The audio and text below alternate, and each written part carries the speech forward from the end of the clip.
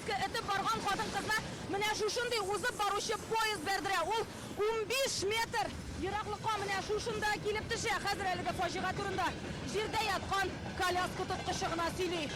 37 яшьлек Альбинаның 3 баласы һәм үз әнисе белән бакчага барышы була. Башта автобуста киләләр, аннары тимер юл аркылы чыгасы. Балаларның зурлары артта кала, коляскалы ана 2 поезд арасында калган ди туганнары. Мне позвонила яшный сын старший. Опаның олы улы шылтыратып ни булганын әйтте. Казанга барырга чыккан идем, борылып кайттык. Килсәк, опа җирдә ята. Аның янында безнең әни һәм тагын 2 малай тора. Ну, с малых лет тоже там переходили дорогу, как бы так. Коляскадагы бала исән кала, аны ДРКБга озаталар. Башта реанимация бүлегендә яткан, хәзер хәле яхшырган. 30 августа 24 года в реанимационное отделение ДРКБ.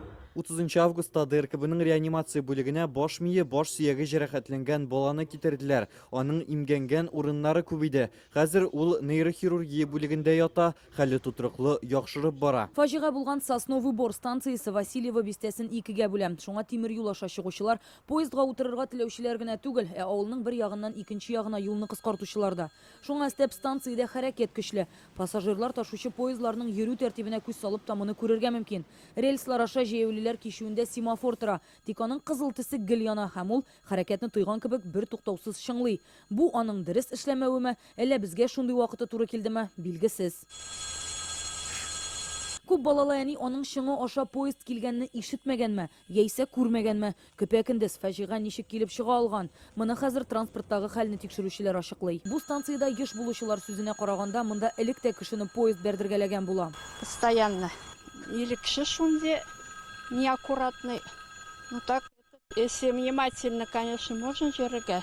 Видать, невнимательно. Кем телефон белән жири. Икенче тапкыр иштән быел. Берсе бер бабай иде.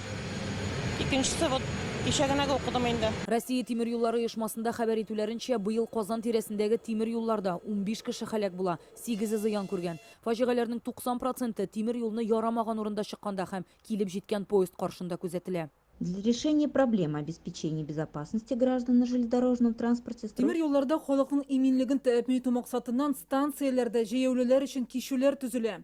Моннан тыш андый урыннарга койма куела. Уку йортларында лекция укыйбыз. Рельслар аша ярамаган урында чыгучы булганда рейдлар уздырыла.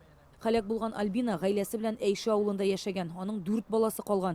Кичкенәсенә яшь ярым, икесе 9 һәм 13 яшьлеге мәктәптә укый, олысы студент. Әни кеше балаларның әтиләре белән язылышмаган булган. Шуңа хәзер аларны пенсиядәге әбиләре опекага алырга җыена. Семья благополучная. Гаилә әйбәт иде, без бергә укыдык. Ул минем параллель сыйныфташым, бар яклап ярдәм итәргә әзербез. Акчалата да, рухи яктан да. Тәүлек әйләнәсе элемтәдә торабыз. Опек өчен документларны бергә җыябыз. Сабыйлары ДРКБда ята, аның янында әтисе. Әбисе опекага алуга карамастан, ул балаларны ташларга җыенмый.